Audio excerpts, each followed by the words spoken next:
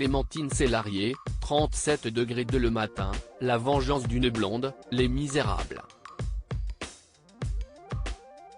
Était l'invité de Sud Radio ce lundi 13 février 2023.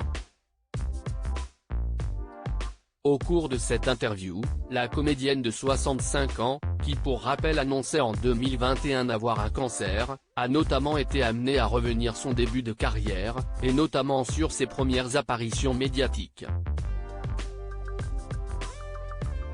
Elle s'est souvenue, entre autres, de ses passages dans les émissions de Thierry Ardisson comme Tout le monde en parle, dans lesquelles des questions parfois trop osées étaient posées, et auxquelles elle répondait avec beaucoup d'aisance.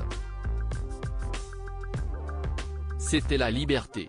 Je l'aimais beaucoup Thierry Ardisson, mais quand on est jeune, on ne se rend pas compte de l'effet et l'impact que ça peut avoir. En tout cas, moi je ne me rendais pas compte. Mais il y a des actrices qui se tiennent beaucoup mieux. Moi, ce serait à refaire, je referais pareil. Je me suis toujours dit que ce n'était pas grave, a-t-elle expliqué, en ajoutant avec humour qu'elle est aujourd'hui, en raison de son âge, moins associée à un sexe symbole qu'autrefois et que ça, si est bien.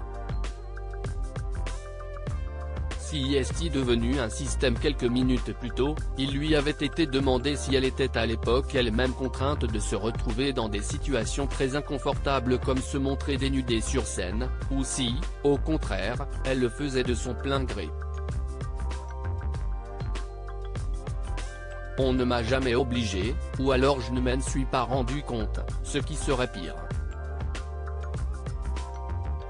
Mais, je me souviens que je parlais très librement des hommes et du fait que je sois amoureuse, parce que je trouve que si est bien de ne pas se prendre au sérieux et de se tourner en dérision soi-même, avait-elle alors répondu, avant de préciser qu'elle n'était pas pour autant une nymphomane.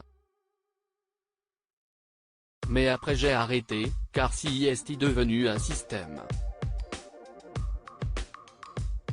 Je pense, qu'à mon insu, le fait de parler de choses sensuelles a eu une incidence sur mon métier, a ensuite regretté la maman d'Abraham, Gustave et Balthazar.